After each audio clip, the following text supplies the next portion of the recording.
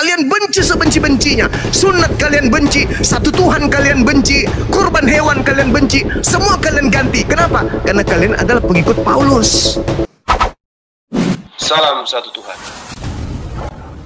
Para sahabat, dukung semua ya channel Densa News Muslim. Di like, di subscribe, di share sebanyak mungkin untuk supaya mencegah sahabat-sahabat kita di luar sana tidak terpengaruh terhadap pemurtadan.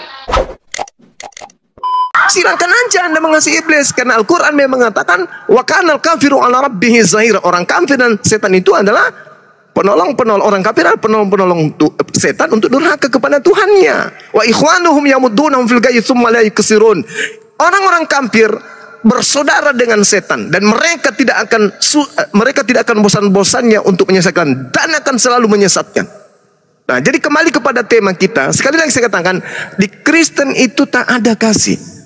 Yang Anda ucapkan barusan itu ucapan-ucapan Yesus yang sudah batal di dalam Efesus 2 nomor 15. Demikian. Mantap Gurda. Silakan ditanggapi lagi. Mungkin Pak Karen atau Pak Suki ya yang nanggapin. Jangan lama-lama ya. Karen dulu Pak Suki. Oh iya Pak Karen, silakan. Iya. Teman-teman yang Muslim jangan jangan request naik teman-teman, biar komalnya nggak berat. Mohon ya teman-teman dengan hormat, nggak usah request naik. Lanjut. Iya, kalau saya cuma menanggapi satu aja, nggak banyak. Ya, yang tadi Suma bilang bahwa hanya Islam lah yang benar. Kalau menurut saya belum benar, karena Islam tidak dibaptis. Karena perintah Yesus sudah cukup jelas, saya baca ya. Apa Matius 28 ya.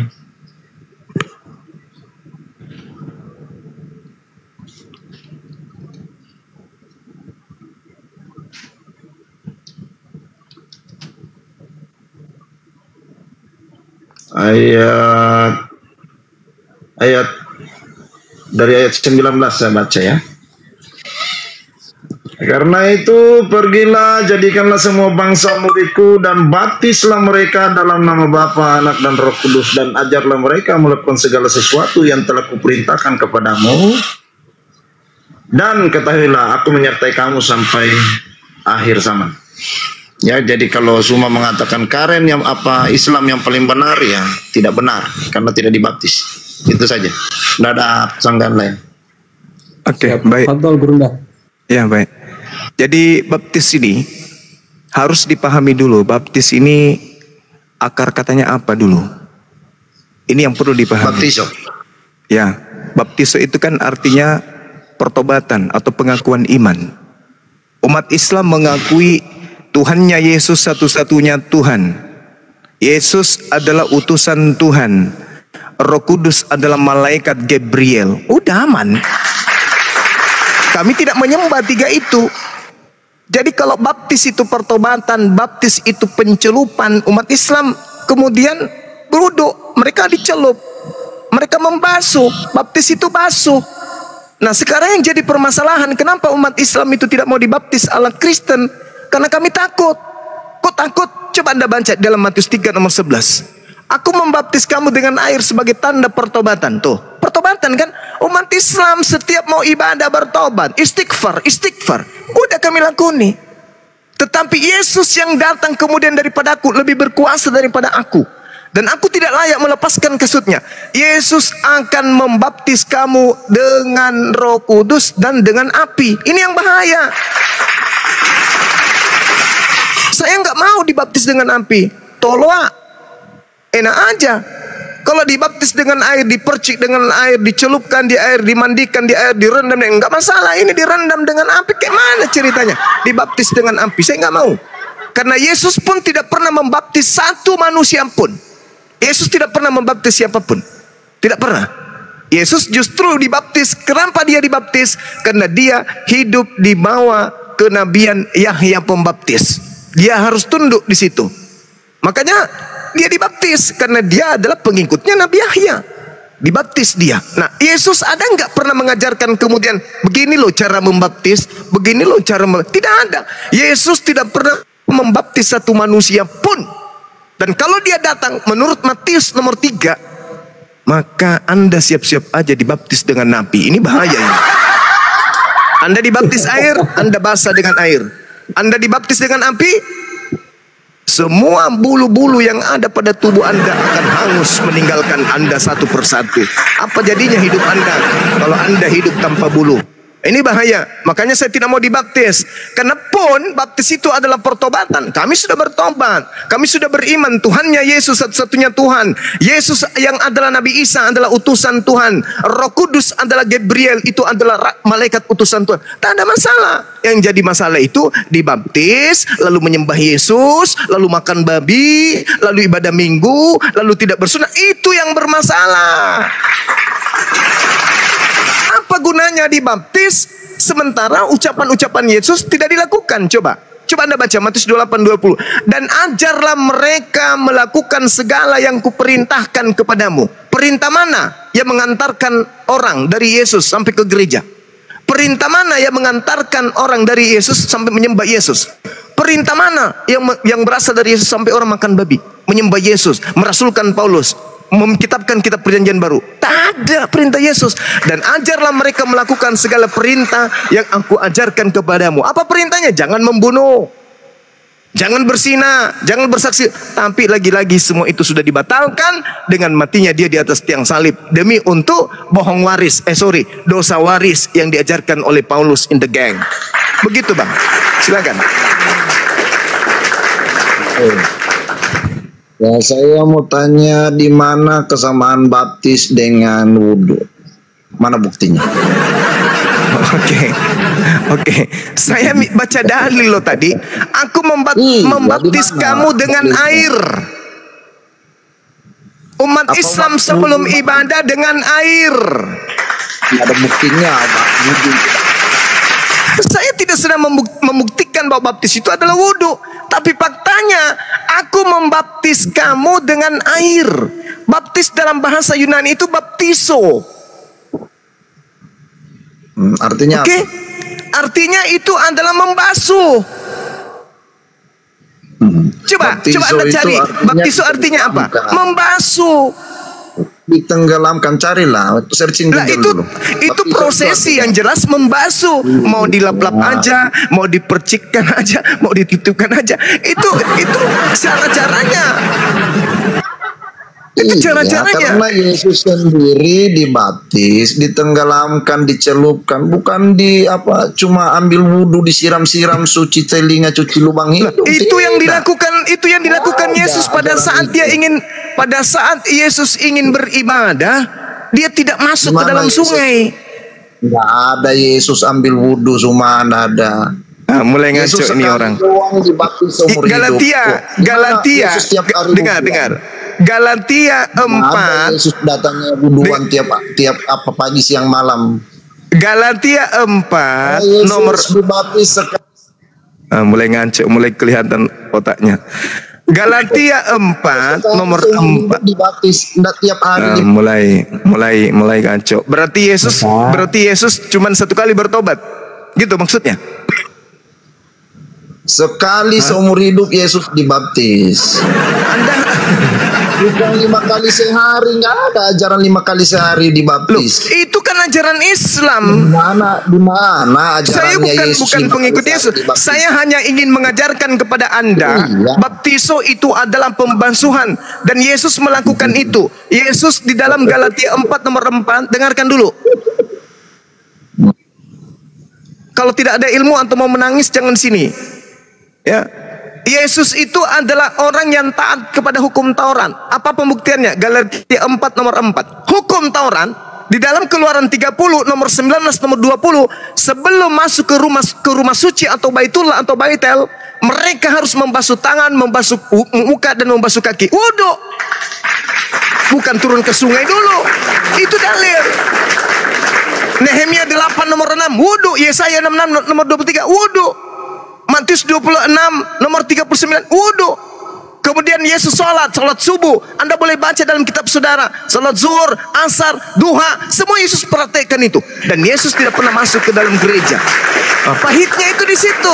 Jadi kalau Anda mengatakan tidak dibaptis, ya anggaplah kami tidak dibaptis. Tapi Yesus itu membasuh dirinya ketika ingin masuk ke bait suci.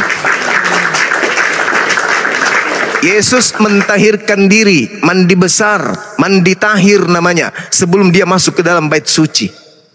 Lalu kemudian Matius 3 dikatakan, aku membaptis kamu dengan air, kami wudhu dengan air.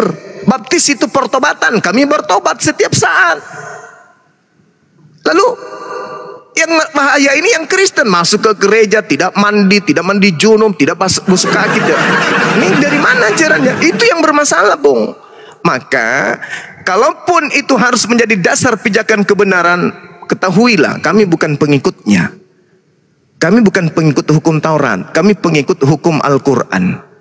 Jadi hukum Taurat untuk Bani Israel, Al-Quran untuk seluruh umat manusia. Meskipun demikian, seluruh rangkaian ajaran para nabi itu sama. Buktinya Keluaran 30, 19, 20 mereka wudhu.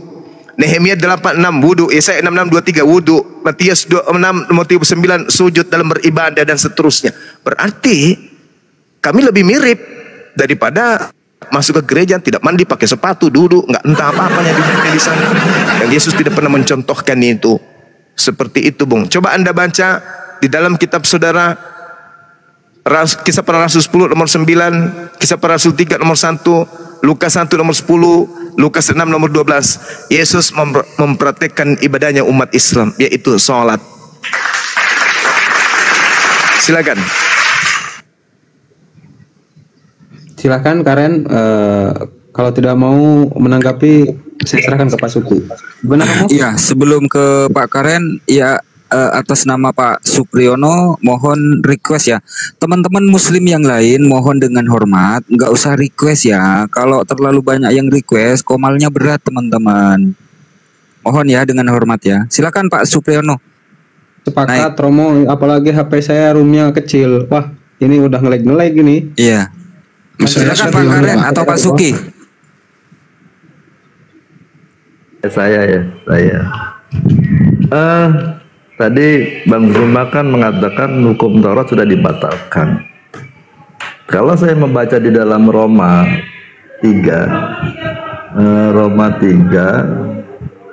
ayat 31, ayat 30-nya dulu ya. Artinya kalau ada satu Allah yang akan membenarkan baik orang-orang bersunat karena iman maupun orang-orang tak bersunat juga karena iman.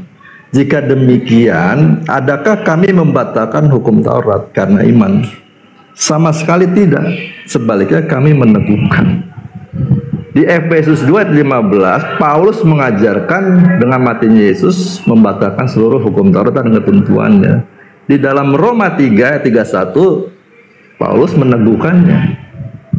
Jadi kalau kita melihat dari dua ayat ini, berarti hukum Taurat itu pengertiannya ada bagian yang memang sudah tidak efektif lagi, ada bagian tetap diteguhkan. Yang diteguhkan itu, yang 10 perintah itu, yang adalah hukum kasih. Karena hukum kasih ini yang telah dilaksanakan oleh Yesus untuk menggenapi seluruh hukum Taurat itu. Maka di sini dalam Roma 3 dikatakan kalau ada satu Allah yang akan membenarkan baik orang-orang bersunat karena iman maupun orang-orang tak bersunat juga karena iman. Jika demikian, adakah kami membatalkan hukum? Dan iman ini itu menunjuk kepada Kristus. Jadi orang yang bersunat, yang tidak bersunat lalu beriman kepada Kristus, itu hanya dapat melakukan segala sesuatu dengan kasih. Dan dia tidak di bawah hukum Taurat lagi yang secara tertulis. Sesuai dengan Yeremia 31 ayat 33 itu. Jadi ada perjanjian yang baru di mana hukum itu harus hidup.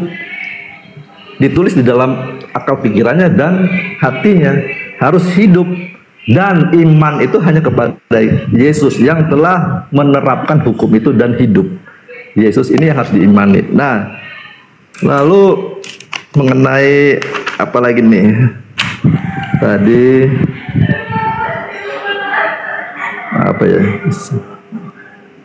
Coba saya baca di dalam Roma 8 ayat 14 apa sih? Roma 8. Oh ya, tentang ini ya. Baptis tadi. Di dalam Matius 28 ayat 19, daklah engkau dibaptis dalam nama Bapa, Anak, dan Roh Kudus. Itu punya pengertiannya sebenarnya begini Bang Zuma. Di dalam Roma 8 ayat 14 mengatakan ini. semua orang yang dipimpin Roh Allah adalah anak-anak. Tujuan orang dibaptis, ditenggelamkan di dalam air, itu maksudnya dikuasai. Dikuasai oleh siapa? Oleh Bapa atau Anak atau Roh Kudus. Bapa mendidik orang-orang yang mengasihi Dia, itu di dalam Roma 8 28-29, supaya menjadi serupa dengan Yesus. Nah, Yesus juga mengajar supaya kita sempurna seperti Bapa. Nah, di dalam Ibrani 12 ayat 7 dan 10, di sana ada penjelasan mengenai sebagai anak itu harus siap untuk dihajar. Kalau kamu mengatakan sebagai anak tapi tidak mau dididik, diajar, kamu bukan anak. Dan Bapa kita di dalam dunia ini aja mengajar kita dengan maksud-maksud yang anggap baik, apalagi Bapa di sorga. Dia mendidik Siap, Pak Suki, anak siap. itu supaya mengambil bagian dalam kekudusannya, ya gitu sama. Oke Pak Suki, Ya, poinnya udah dapat. Sebelum ke Gurunda Bang Zuma ya, ini tadi Bang Handi udah dari sana. Gimana Bang Handi? Barangkali mau naik di sini atau gimana? Udah di sana, Bang Handi? Wah, nggak monitor. Fadol Gurunda Zuma. Ya, baik. Anda harus dan wajib kemudian membantah segala aspek pengajaran Yesus dengan surah-surah Paulus. Nggak bisa tidak. Nah, karena memang Paulus itu diajarkan dinubuatkan sebagai orang yang akan membantah perkataan-perkataan Sang Yang Maha Tinggi dalam Matius 24 nomor 15, sebagaimana yang dinubuatkan Nabi Daniel dalam Daniel 7 nomor 25. Nah, sekarang begini. Kalau Tuhan aja bisa dibantah oleh Paulus, apalagi ajarannya. Kalau Tuhan aja itu bisa digantikan kedudukannya oleh Paulus, apalagi ajarannya. Coba Anda lihat di dalam Kejadian 17 nomor 7. Apa perjanjian kekal Tuhannya Abraham di sana? Aku akan mengangkat perjanjian kekal dengan Abraham dan keturunannya. Apa itu? Aku akan menjadi Tuhan mereka. Itu perjanjian kekal Tuhan. Aku akan menjadi Tuhan keturunan Abraham dan keturunannya, anak-anaknya secara turun-temurun, sebagai perjanjian kekal. Kekal berarti tak pernah berhenti. Tapi Paulus kemudian membantah itu, membatalkan itu. Siapa sih lo? Paulus mengatakan Roma 14 nomor 9, Kolose 2 nomor 9, Filipi 2 nomor 6 nomor 8. Paulus kemudian membantah Tuhannya Abraham dengan mengangkat anak Maria sebagai gantinya. Orang Yahudi tetap Yahudi, praktis Yudaism tetap mereka praktis Yudaism. Tuhan mereka Hasem, mereka tidak pernah ganti dengan Kristus. Jadi kalau Anda mengatakan, Paulus mengatakan dalam Roma sekian alamat, minim sekali itu. Yang jelas, yang terpapar kemudian, yang terpampang kemudian adalah Tuhannya orang Yahudi mengangkat perjanjian kekal.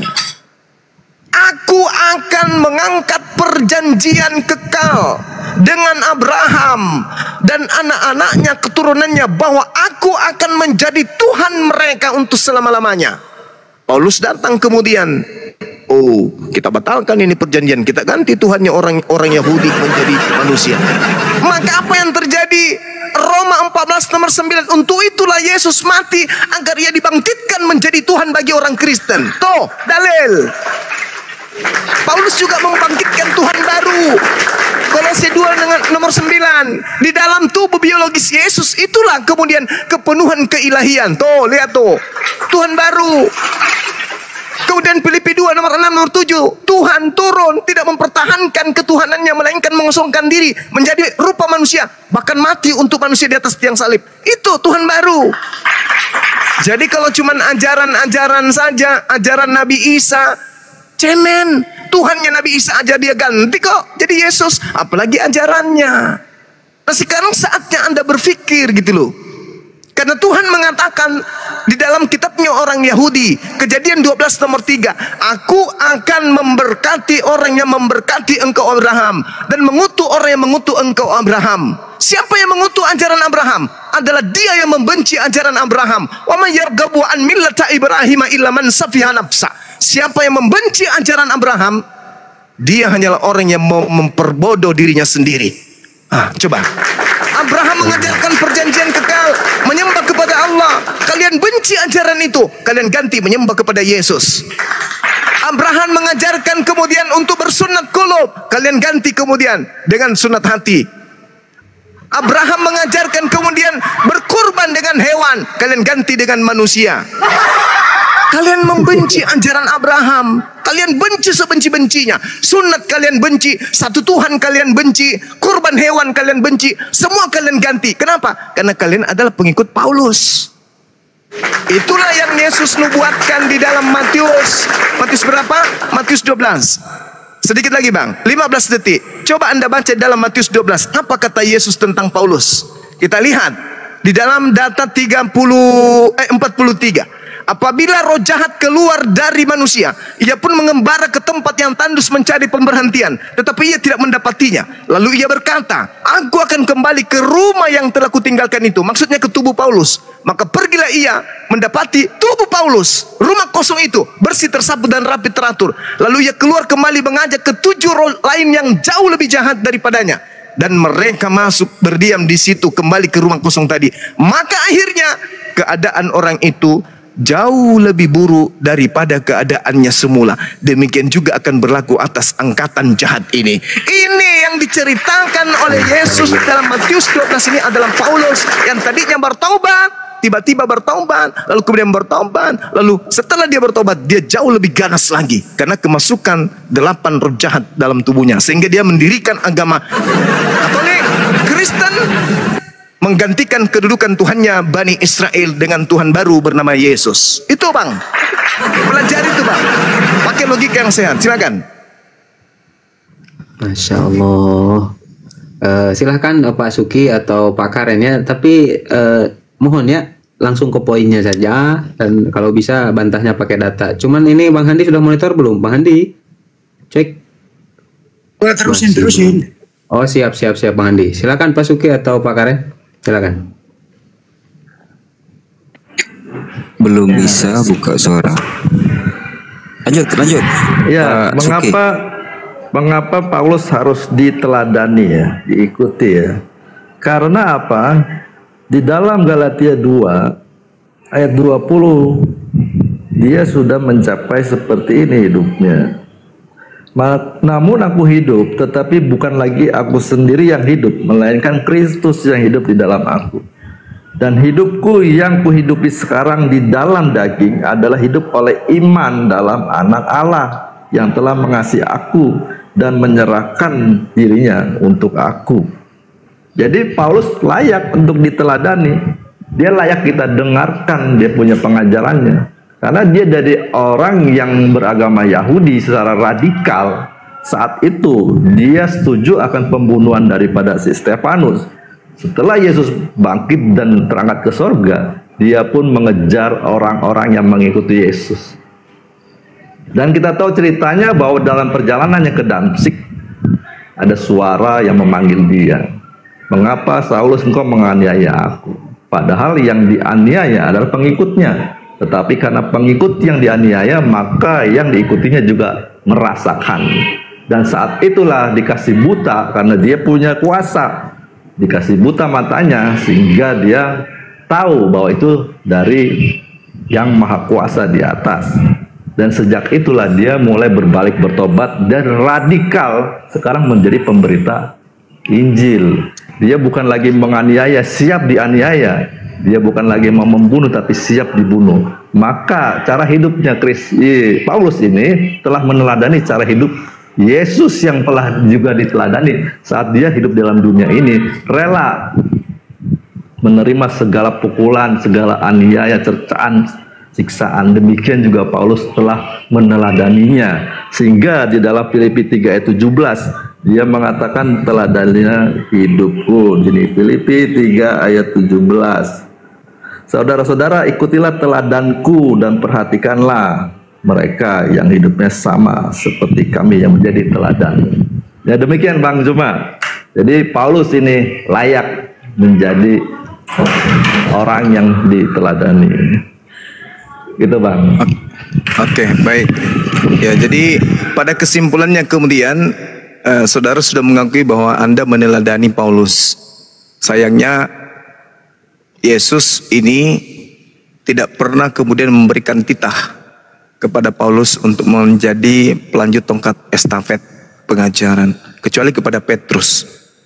Sedangkan Petrus sendiri itu diutus hanya kepada orang-orang yang bersunat berdasarkan pengakuan Paulus.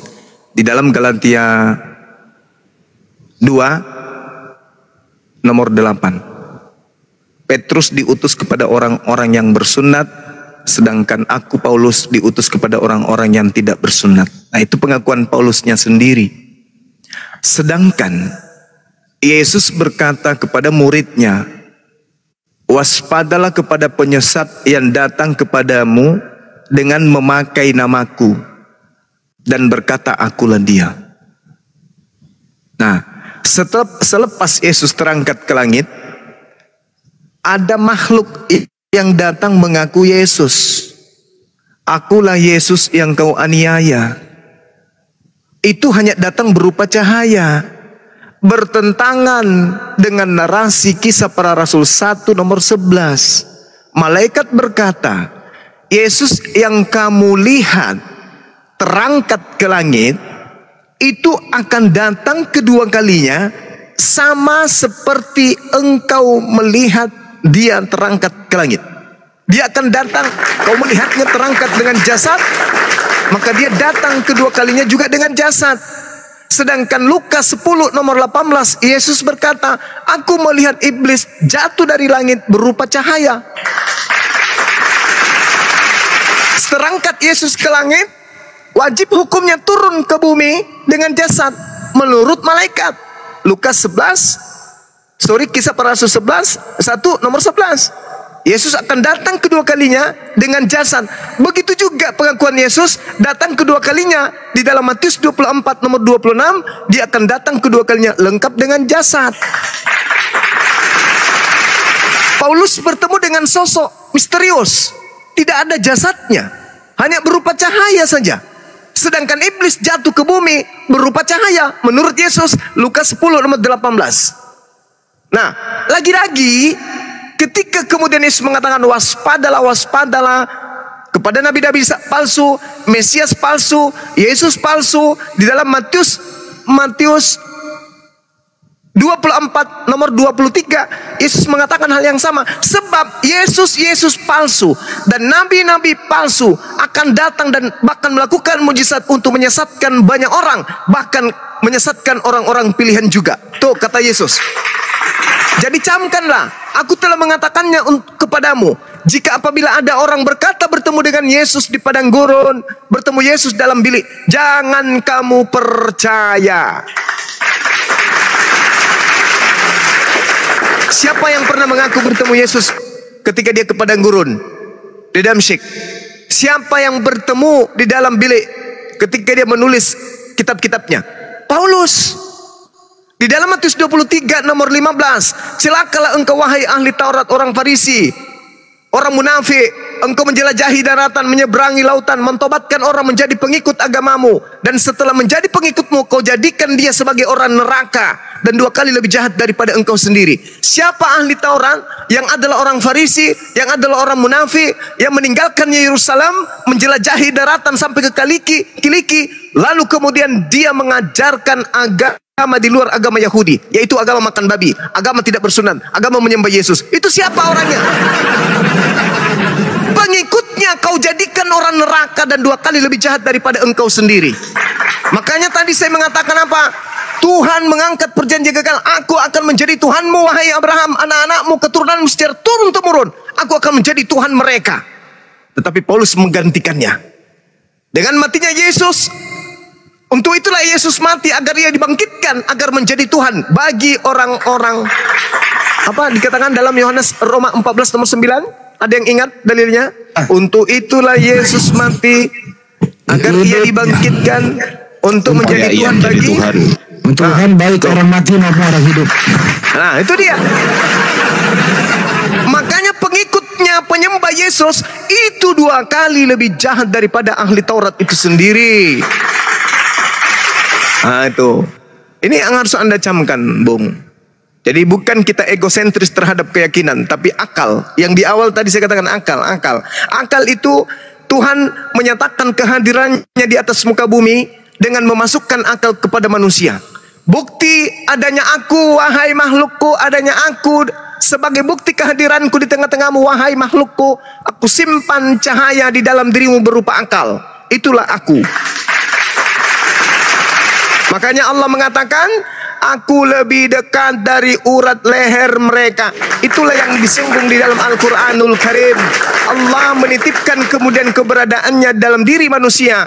Dalam surah Al-Qaf, dalam surah Qaf ayat 16 kata Allah Subhanahu wa taala bahwasanya Dia ada pada diri manusia, pada penciptaannya. Apa kata Allah kepada umat Islam? Walaqad khalaqnal insana wa na'lamu ma tuwaswisu bihi nafsu wa nahnu aqrabu ilaihi min hablil warid.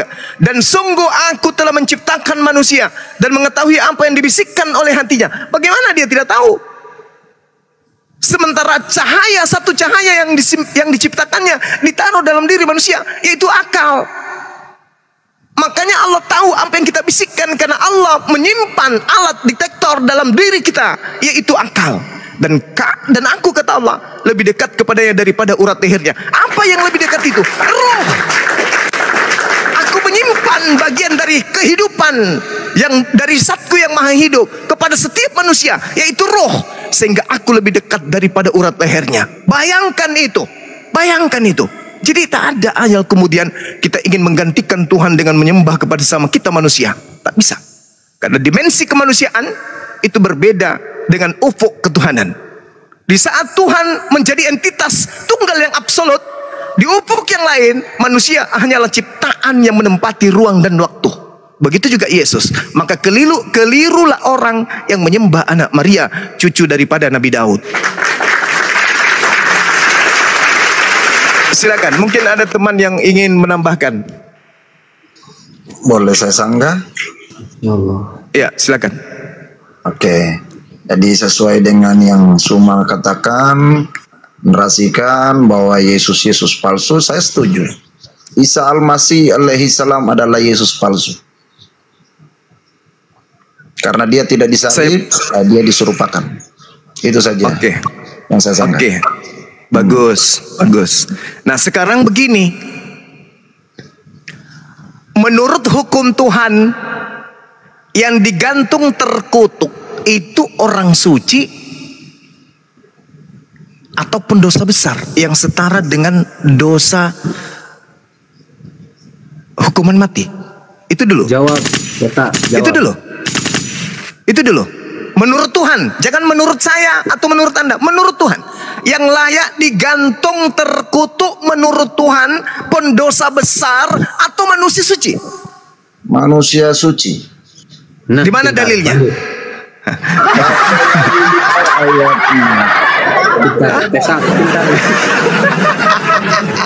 Tesa pintar ini. Di mana dalilnya? Di mana dalilnya orang yang digantung salib adalah orang yang melakukan dosa sepadan dengan hukuman mati? Di mana dalilnya? Iya, dalil maksudnya dalil apa nih? Kan saya sudah bilang. Harus ada dong. Harus ada dalil yang menjadi pijakan Yesus mati untuk nebus dosa. Sekarang yang menjadi permasalahan, di mana dalilnya Tuhan mengutuk orang karena orang itu suci dan menggantung orang itu karena orang itu suci? Di mana dalilnya? Wahyu 5 ayat 6. Loh, ayat 9. Tuhannya, bukan pengarang kitab Anda. Tuhan. Selayaknya gini, di dalam Ulangan 11 nomor 22 nomor 23. Apa kata Tuhan di sana? Iya, betul. Kita baca ya pelan-pelan. Di Ulangan 11 berdasarkan dengan orang yang terkutuk. Jadi kita tidak kemudian ngarang-ngarang. Di dalam kitab Ulangan 11 ini dikatakan bahwa orang yang digantung terkutuk karena perbuatan dosa.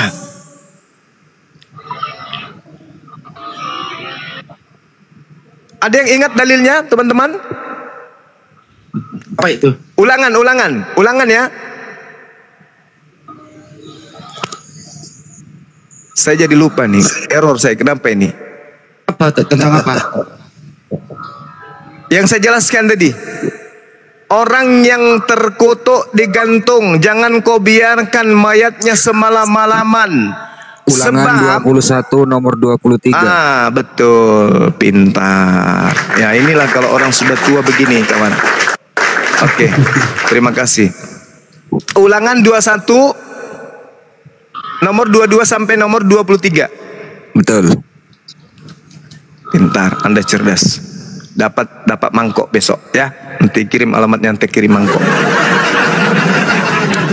Nah, di situ dikatakan apabila seseorang berbuat dosa yang sepadan dengan hukuman mati, berbuat dosa yang sepadan dengan hukuman mati, lalu ia dihukum mati, kemudian kau gantung dia pada sebuah tiang, maka jangan mayatnya dibiarkan semalam-malaman pada tiang itu, tetapi haruslah engkau menguburkan dia pada hari itu juga, sebab seorang yang digantung terkutuk oleh Tuhan.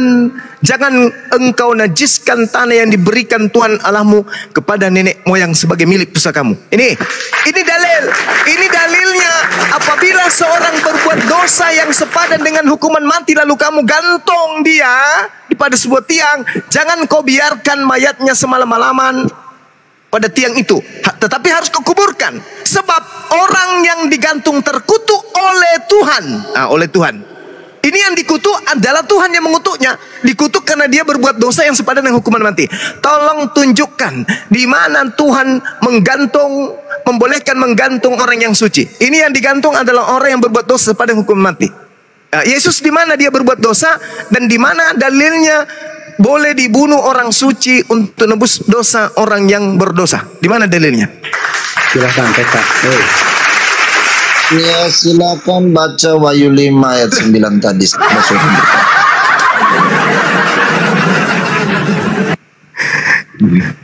Yang saya tanya, di mana dalilnya? Tuhan mengutuk orang yang suci. Tuhan menggantung orang yang suci karena berbuat, bagaimana itu? Karena berbuat suci.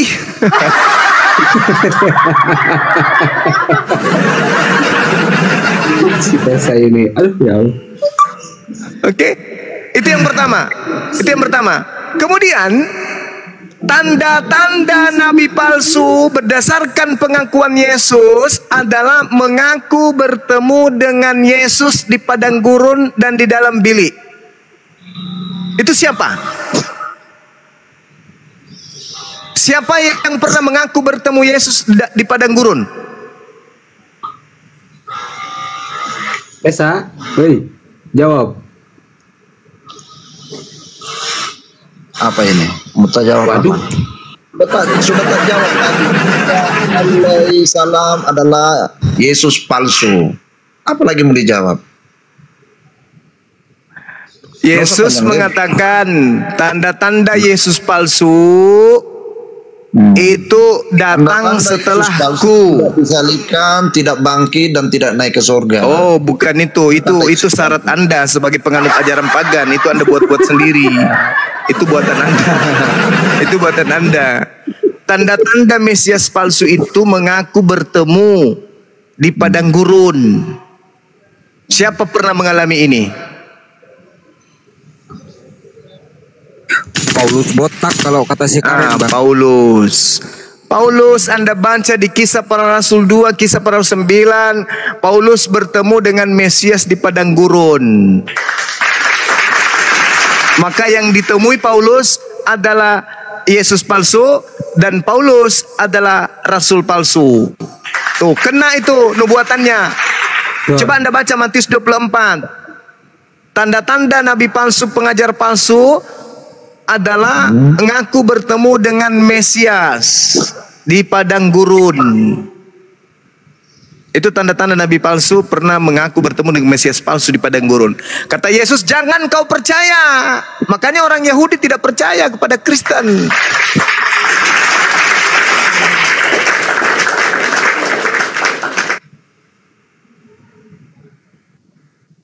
Tessa, ayolah Tessa, gunakan akal sehatmu Tessa. Kasihilah Tuhan Allahmu dengan segenap akal budimu. Silakan Tessa. Pakai data aja, Ya, jangan ngarang-ngarang sendiri. Pertanyaannya, apakah Bapa Yahweh Elohim sama dengan Allah SWT? Itu saja pertanyaannya. Oh jelas sama. Tadi Kejadian 17 nomor 7. Aku mengadakan perjanjian kekal kepada Abraham, anak-anaknya, keturunannya secara turun-temurun. Sebagai perjanjian kekal. Tidak boleh Anda ganggu-gugat. Bahwa aku akan menjadi Tuhanmu, Tuhan anak-anakmu, Tuhan keturunanmu secara turun-temurun. Tidak boleh Anda ganggu. Tidak boleh, jangan. Itu perjanjian kekal Tuhan. Dan Tuhannya Abraham ini diganti, ya, disabotase kedudukannya oleh Paulus dengan Paulus mengganti Tuhan kecil, cucunya Daud. Bisa sanggah? Silakan. Ya, karena tadi semua mengatakan Allah SWT dan Bapa Yahweh Elohim adalah sama, di mana di Alkitab Perjanjian Lama ada ayat sama seperti surah Maryam ayat 71 dan 72. Setiap orang Muslim wajib masuk neraka. Tidak ada di Alkitab ditulis seperti itu. Oke, silakan. sudah. Oke. Yesus sendiri mengatakan, jangan Nabi Musa. Yesus sendiri yang mengatakan nih, masih banyak ajaranku, masih banyak yang ingin aku ajarkan kepadamu, tapi engkau belum sanggup untuk menanggungnya. Tetapi apabila ia datang, dialah yang akan mengajarkan segala sesuatunya tentang kebenaran. Jadi masih banyak emang yang belum diajarkan, karena pada saat itu belum disempurnakan ajarannya. Kalau Anda ingin membuktikan itu, coba Anda baca di dalam Markus 9 nomor 49. Coba Anda baca. Lebih baik Anda yang baca. Silakan, Karen. Biasakan membaca, Karen. Silakan. Di mana itu? Markus 9. Wahyu, kita apa? Markus 9 49. Markus 9 ayat 49. Karena setiap orang akan digarami dengan api. Ya.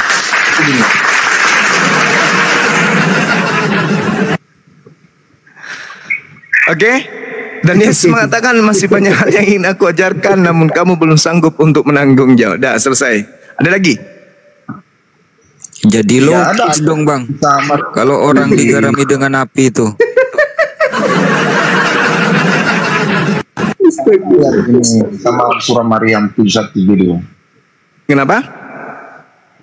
tidak sama seperti di surah Maryam 71-72. Ini masih mending. Kalau di Maryam 71 itu seluruh manusia, siapapun dia, mau Kristen, seluruh manusia, keturunan Adam semuanya akan mendatangi neraka. Semuanya. Tidak ada satupun yang tidak mendatangi neraka. Semua manusia akan mendatangi. Tetapi ada yang tinggal, ada yang lanjut perjalanan.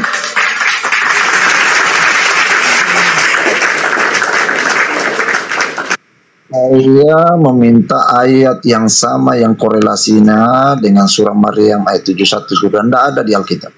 Markus 949 malah lebih parah, karena setiap manusia akan digarami dengan api.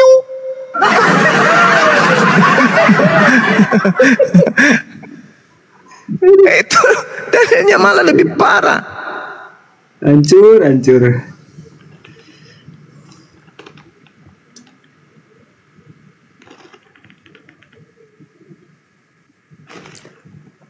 Silahkan Pak Tessa, jangan terguncang.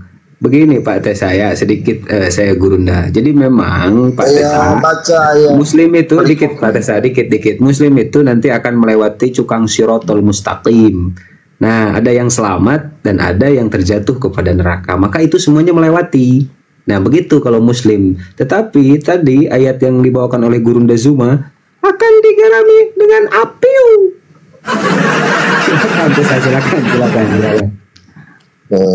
Jadi ayat yang tadi Zuma bahas dari Markus 9 perikopnya tentang siapa yang menyesatkan orang Ya ini orang yang menyesatkan orang ya. Siapa menyesatkan orang? Jadi itu hukuman buat orang yang penyesat. Ya, Kayak yang mengajak orang menjadi Kristen. Nah, itulah dia. Loh, ayat 42 saya baca. Siapa yang mengajarkan menjadi Kristen? Yesus mengajarkan menjadi Muslim kok. Ini berikutnya siapa menyesatkan orang? Ya, menyesatkan orang. Oke. Coba. Coba. Kan Yesus palsu. Oke. Perikopnya Coba ayat kita lihat. tadi. Coba kita lihat siapa yang menyesatkan orang. Matius Matius 5. Bentar, Markus 9 dulu lah. Kita kan masih baca Oh Markus ya, 9. oke. Silakan. Potong lah. Markus 9 Silakan. siapa yang menyesatkan orang itu judulnya tadi ya. Ya. Ayat 49 itu. Iya. Saya baca dari 42 lah supaya kita fair-fairan. Barang siapa menyesatkan salah satu dari anak-anak kecil yang percaya ini, lebih baik baginya jika sebuah batu kilangan diikatkan pada lehernya lalu ia dibuang ke dalam laut.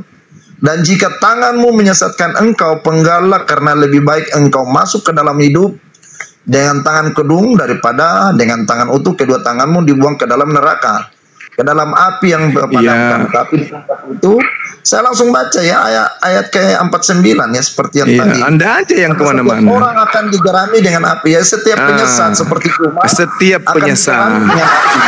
Setiap penyesat. Diganti ayatnya Burunda, diganti Ayat ayatnya buat orang saja. Kristen.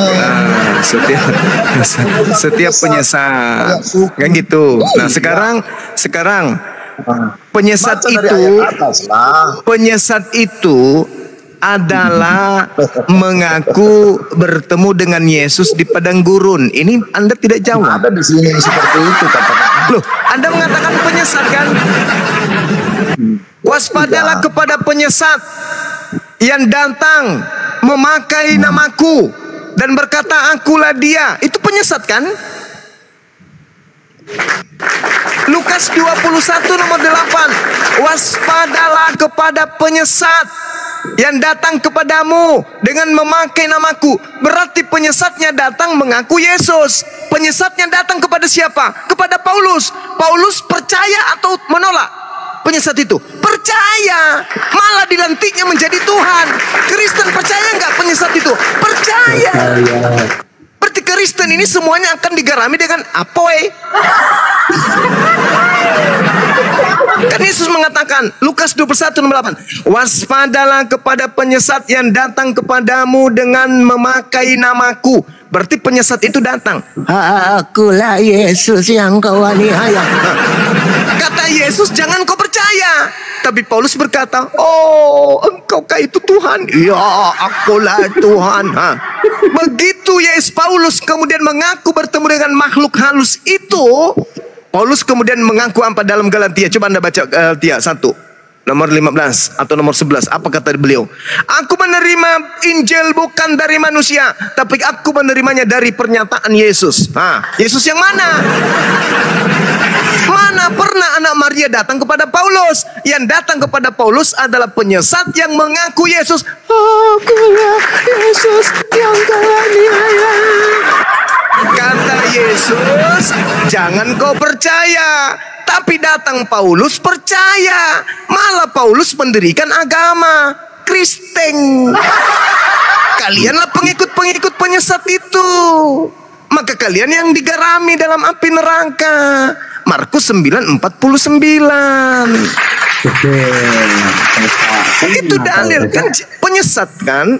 Jangan kau percaya kepada penyesat yang datang kepadamu mengaku memakai nama Yesus.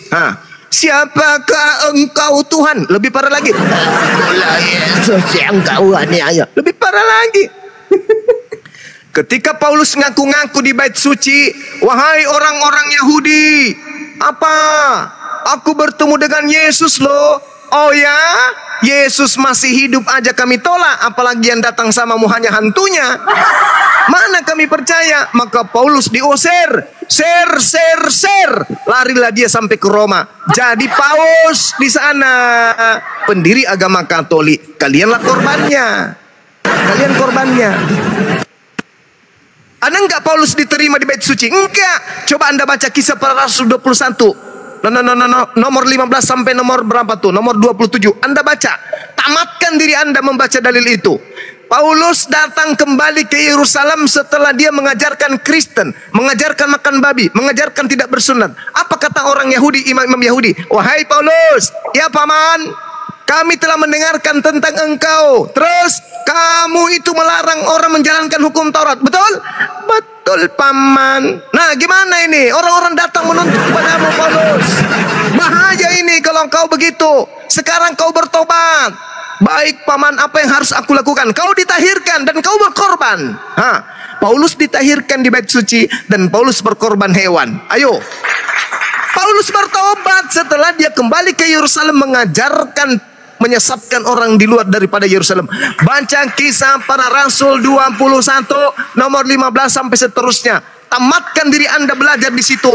Kasih judul dalam benakmu. Ternyata Paulus bertobat dari mengajarkan menyembah Yesus. Ternyata Paulus bertobat dari mengajarkan 13 surat-suratnya. Ternyata Paulus bertobat dari mengajarkan agama Katolik. Kalau Paulus saja bertobat, kenapa Anda tidak? Tobat dong. Ayo Karen. Coba Anda baca tuh. Bertobat enggak Paulus di situ? Bertobat apa yang dilakukan? Paulus ditahirkan. Apa itu ditahirkan? Disucikan. Lalu setelah disucikan, Paulus diapain? Paulus diminta untuk berkurban. Apakah Yesus lagi yang disalib? Tidak. Kalau bukan kambing, bembe. Kalau bukan bembe, sapi. Kalau bukan sapi, lembu. Kalau bukan sapi, tedong. Nah itulah dia.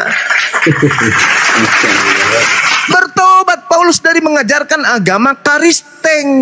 Begitu saudara-saudara. Tapi karena Romawi adalah bangsa yang besar, kerajaan yang besar, yang memiliki wajah, hampir separuh bumi dikuasai, malu dia kalau dia batalkan agama Katolik mereka. Maka dengan kekuatan besinya, semua harus menjadi Katolik, semua harus menyembah dewa kita dalam nama Yesus. Tuh. Jadi kalian tuh menyembah dewa, bukan menyembah Tuhannya Yahudi.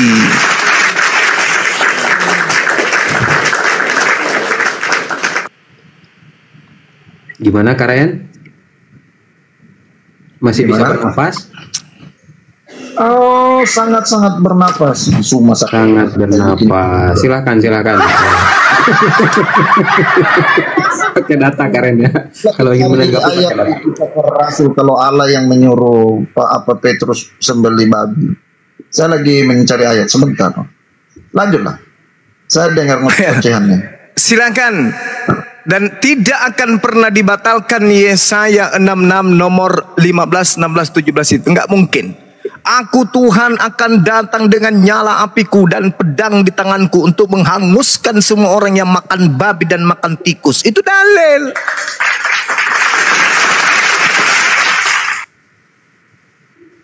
Pemakan babi akan dibakar. Sedangkan tadi ketika Anda membaca Maryam ayat 71, ku kasih data penyeimbang supaya Anda pelajari dengan baik. Teman-teman muslim juga. Kita buka di dalam surah An-Nasiyat. Ayat berapa kita mulai? Ayat berapa kita mulai? Ayat 34. A'udzubillahi minasyaitonirrajim. Fa idza ja'atit tammatul kubra, maka apabila malapetaka hari kiamat telah datang, yauma yatazakkarul insanu ma sa'a, yaitu pada hari ketika manusia teringat akan apa yang pernah dan yang telah dikerjakannya ketika ia hidup di dunia. Wa burrisatil jahimu liman yara, dan neraka diperlihatkan dengan jelas kepada setiap orang yang memiliki mata. Setiap orang yang bisa melihat, setiap manusia yang melihat. Itu dikatakan waburrisatil jahim limayara, dan neraka diperlihatkan dengan jelas kepada semua manusia. Itu dalil. Surah Nasiyat ayat 36. Fa amma man toqa, maka adapun orang yang melampaui batas, wa atharal hayatad dunya, dan lebih mengutamakan kehidupan dunia, fa innal jahima hiyal ma'wa, maka sungguh neraka tempat tinggalnya. Wa amma man khafa maqama rabbih wa nahan nafsa anil hawa, dan adapun orang yang takut kepada kebesaran Tuhannya dan menahan diri dari keinginan hawa nafsunya. Apa kata Allah? fa innal jannata hiyal ma'wa. Maka sungguh surgalah tempat tinggalnya. Tuh. Jadi kita semua nanti akan melihat neraka. Tapi orang-orang yang cinta dunia, yang sudah dilarang makan babi, tetap aja makan babi. Cinta dunia, cinta dengan kepuasan dunia, tidak pernah ingin menyembah kepada Tuhannya, hanya menyembah kepada dewa-dewa sekali seminggu. Maka apa kata Allah? Tempat mereka adalah neraka. Fa innal jahima hiyal ma'wa. Maka sungguh neraka lah tempat tinggalnya. Wa amma man khafa maqama rabbih wa nahan nafsa anil hawa. Dan adapun orang-orang yang takut kepada kebesaran Tuhannya, menahan diri dari hawa nafsunya, dilarang ini tidak dilakukan, dilarang itu tidak lakukan, dilarang disuruh itu dia turutin. Fa innal jannata hiyal ma'wa. Maka sungguh surga tempat tinggalnya. Nah itu. Jadi kita semua akan mendatangi, karena itu adalah sirat. Untuk sampai ke dalam surga ada sirat, ada jembatan. Di bawah jembatan itu ada neraka yang menyala-nyala. Orang kafir berjatuhan turun ke bawah. Orang Islam melenggang terus melakukan perjalanan sampai ke surga. Masuk ke surga. Subhanallah. Alhamdulillah ya Rabb. Untung aku gak masuk ke neraka ya Allah. Api menyala-nyala kayak gitu. Kayak mana lah orang-orang itu di sana. Nah itu. Jadi kita diperlihatkan. Oh inilah yang kita hindari ketika hidup di dunia. Sampai kita di dunia menggunakan akal, kita nggak tergoda menyembah kepada makhluk, kepada ciptaan Tuhan, kepada utusan Tuhan, kepada nabi Tuhan. Tapi kita menyembah kepada hakikat yang tak terlihat, yang entitas tunggal absolut kebenarannya. Yang ketika kita berseru, ya Rabb, ya Tuhanku, dengarkanlah aku, maka dia maha mendengar. Dibandingkan orang yang Yesus dengarkan aku, kayak mana mau mendengar? Oh dia manusia, tak bisa dia bilang, aku tidak dapat berbuat apa-apa dari diriku sendiri. Mungkin mana mau menyelamatkan, tak bisa. Kalau Pak Karen, Pak Sugi ini, Pak Sugi sama Pak Karen mudah-mudahan masih mendengar gitu ya. Apa sih peranan atau fungsi tulisan Paulus itu? Karena tadi saya menyimak, sepertinya Anda mempertahankan sekali surat Paulus, tapi dijelaskan balik oleh Bang Yuma bahwa surat-surat Paulus inilah mengeliminasi semua ajaran tauhid yang pernah diajarkan oleh Yesus, terutama Abraham. Kira-kira menurut Anda ini berdua, surat-surat Paulus ini fungsinya untuk apa gitu loh? Meluruskan ajaran Yesua Masia atau ajaran para nabi, atau membelokkan? Nah kalau meluruskan, kira-kira sinkronnya yang mana konsep ketuhanannya? Ya kalau membekokkan ya nggak usah dijelasin, kita udah paham itu. Pak Karen mau menjelaskan sama Pak Suki, silakan. Ya kalau saya dari tadi bernarasi kitab Yohanes, kitab Wahyu, tidak ada surat Paulus. Maksudnya gimana Pak Karen? Saya tidak bernarasi dengan surat-surat Paulus. Kalau Suzuki mungkin ya. Oke, jadi Anda surat Paulus Anda kesampingkan ya? Saya tidak mengakui Paulus botak gondrong samping. Ada Kristen tidak mengakui Paulus. Apalagi yang Paulus aja Anda, Paulus aja Anda tidak akui, apalagi Paus yang datang ke sini. Yo, Paus lesbi itu ngapain dia? Pak Karim mah kadang-kadang bisa jujur gitu loh. Jangan terlalu jujur Pak. Pak Suki, atau Pak Karim memang itu Paus nggak boleh punya istri ya? Ya dia loco aja. Pak Karim mah kalau ditanya suka jujur. Pak Suki aja dulu deh. Ya. Ngeri sedap kalau Pak Karim ini apa? Kira-kira ini Paulus ini Bang. Ya. Kalau jelas Pak Karen nggak pakai. Ini Paulus ini sebenarnya ya sinkron dengan ajarannya Yesus, ajaran Abraham, atau memang berbalik arah Bang? Silakan Bang. Ya sebenarnya itu dia menerjemahkan apa yang telah dilakukan oleh Yesus itu sendiri dalam dia menggenapi Taurat itu. Nah kalau saya baca di dalam Yohanes 15 ayat 9 dimulai, seperti Bapa telah mengasihi aku, demikianlah juga aku telah mengasihi kamu, tinggallah di dalam kasihku itu. Jikalau kamu menuruti firmanku, kamu akan tinggal di dalam kasihku, seperti aku menuruti perintah Bapakku dan tinggal di dalam kasihnya. Ini Yesus menjelaskan bahwa tentang kasih itu bicara tentang Bapa itu sendiri. Ada satu item dulu ya. Ya. Ini dulu nih, menggenapi Taurat. Ya. Di mana Paulus menggenapi Taurat? Bukankah ajarannya pertama di Efesus 2 nomor 15 diterangkan Banyuma tadi? Dengan matinya Yesus di tiang salib, segala perintah dan ketentuan hukum Taurat dibatalkan. Contoh misalnya, Banyuma udah nerangin tadi. Saya cuma evaluasi saja. Makan babi kan haram tadinya di sana. Paulus berkata segala sesuatu halal bagiku. Yang kedua, sunat misalnya di Galatia 5 nomor 2, jika kamu bersunat menyunatkan dirimu, Kristus tidak berguna bagimu. Bagaimana bisa sinkron dengan Taurat sedangkan statement-statement tulisan Paulus itu jauh harapan dari hukum Taurat? Silakan Bang. Iya, kalau bicara makanan kan ini Paulus menjelaskan makan babi bebas, sedangkan Yesus juga sudah menjelaskan bahwa bukan apa yang masuk ke dalam tubuh, tetapi apa yang keluar dari dalam hati yang jahat itu yang menajiskan. Jadi Paulus melihat hal itu, apa yang telah diajarkan Yesus itu dia terjemahkan. Jadi artinya bahwa semua makanan sudah nggak ada artinya, karena yang diutamakan itu bagaimana manusia batinnya kita diperbaharui. Ya, kita harus melepaskan atau memotong, menyunat itu dari hal-hal yang duniawi itu. Itu tujuannya, bukan sunat secara lahiriah, itu masalahnya. Nah inilah yang dimaksud Banyuma tadi, bahwa ya hukum kepada Abraham itu turun temurun tidak akan pernah boleh dieksekusi, apalagi diamandemen oleh siapapun kan gitu.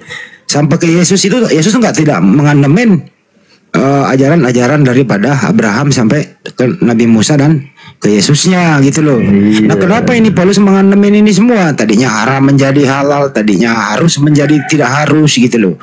Nah, ini masuk saya ini ya, Bang. Kenapa? Kalau memang Anda ikut Paulus ya konsisten aja, ya lupakan semua.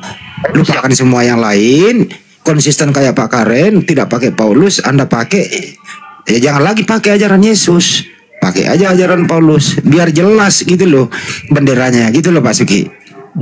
Gitu maksudnya. Ya. Soalnya begini Bang, saat Yesus menjumpai Paulus ya dalam Kisah Rasul 9 ayat 15, pergilah sebab orang ini adalah alat pilihan bagiku untuk memberitakan namaku kepada bangsa-bangsa lain serta raja-raja dan orang-orang Israel.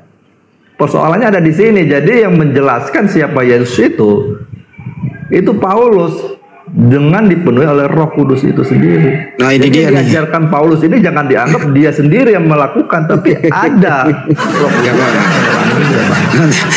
biar Banyuma ngopi dulu. Saya cuma kasih topik lagi. Saya rasa Banyuma nanti bantu saya Banyuma ya. Abangmu ini juga dalam keadaan batuk nih. Saya cuma mengulang kembali review. Artinya apa di sini Bang? Jujur aja lah, gitu loh ya. Menurut Abang siapa Yesus menurut Yesus, ya?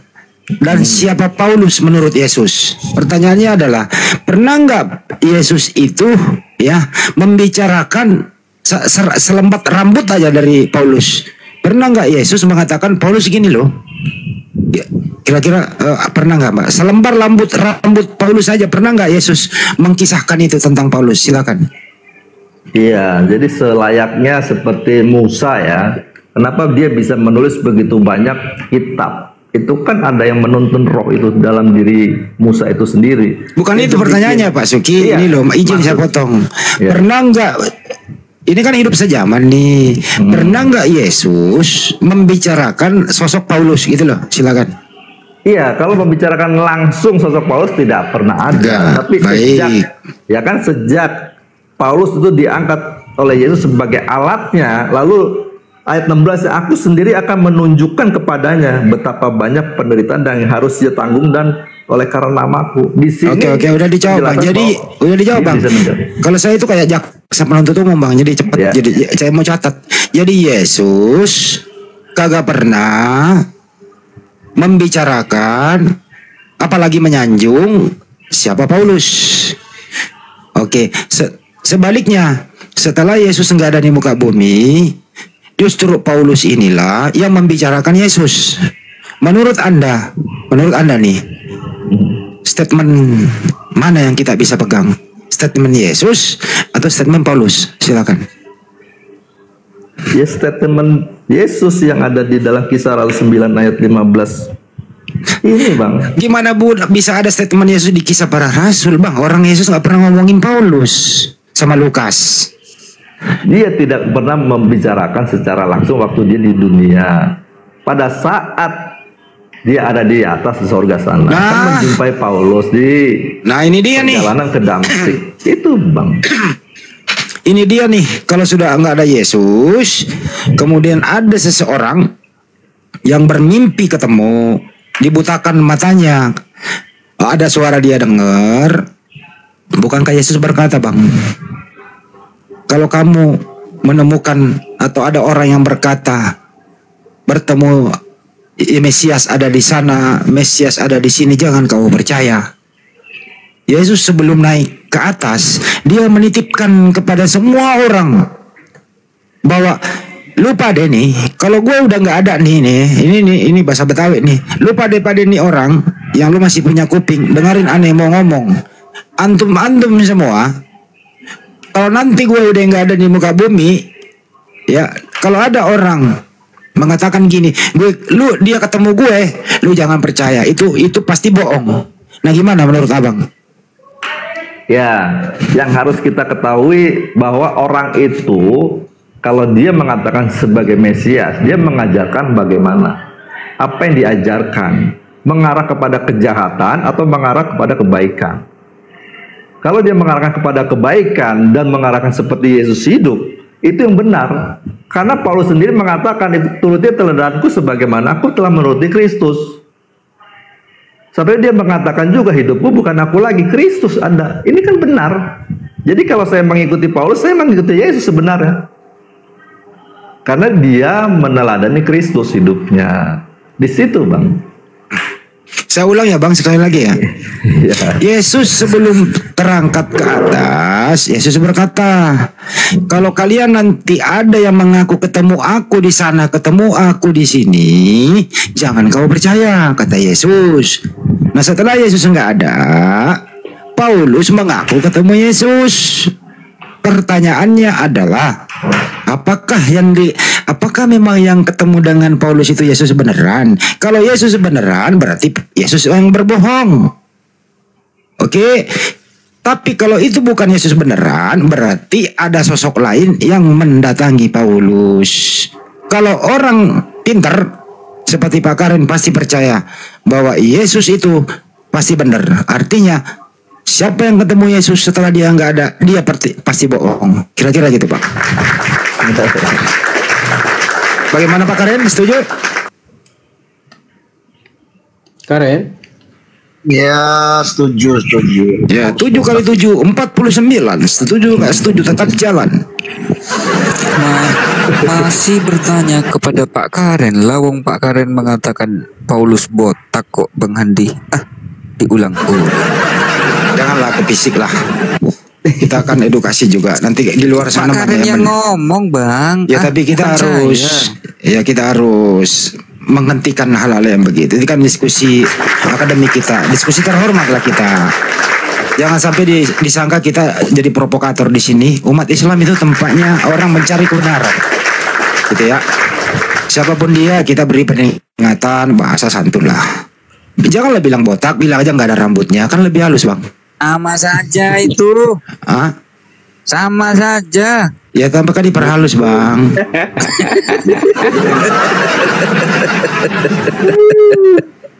Hancur ya Allah. Jadi gini Pak Suki.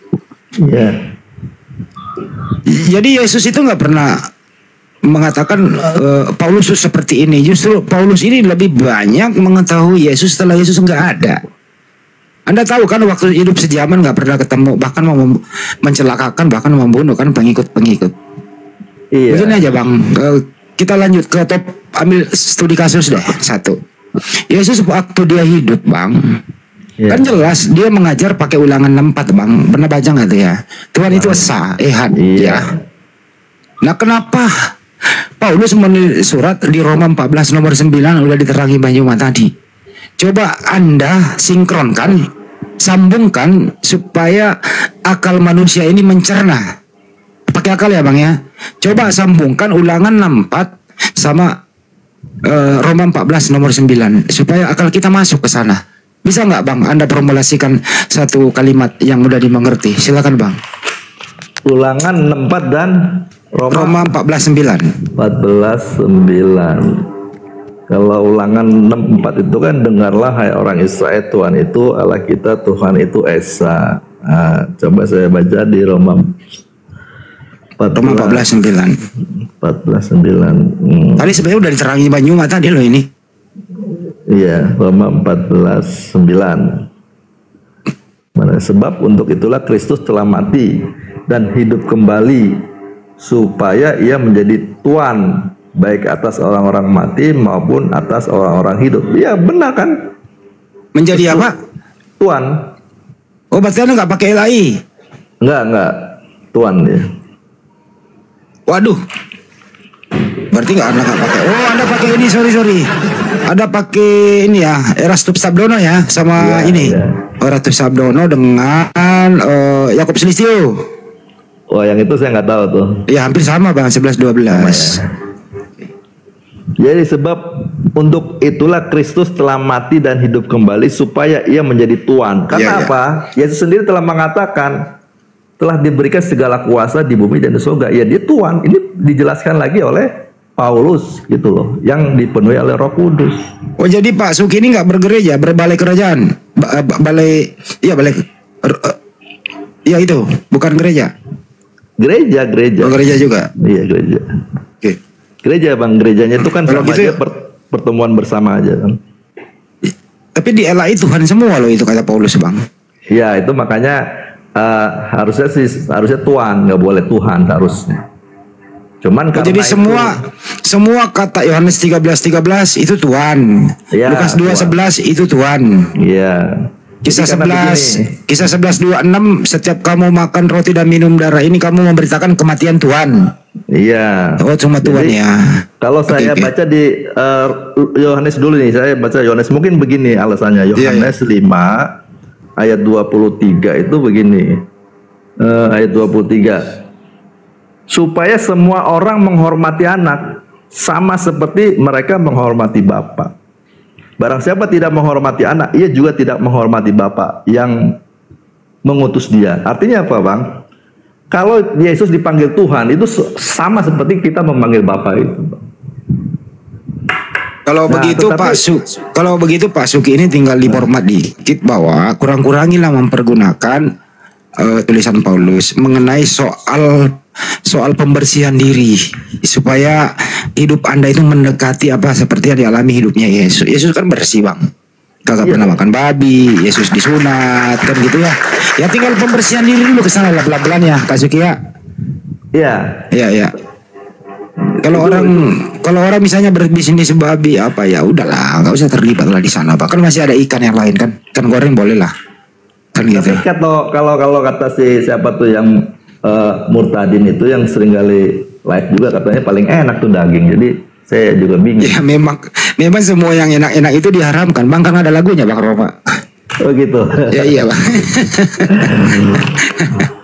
Iya. Jadi itu Bang, alasannya ini di Yohanes 5 ayat 23 itu supaya semua orang menghormati anak sama seperti mereka menghormati Bapa. Jadi kalau orang menghormati anak itu menghormati Bapa. Kalau anak itu dipanggil Tuhan ya boleh-boleh aja. Saya tanya Pak Suki. Gitu.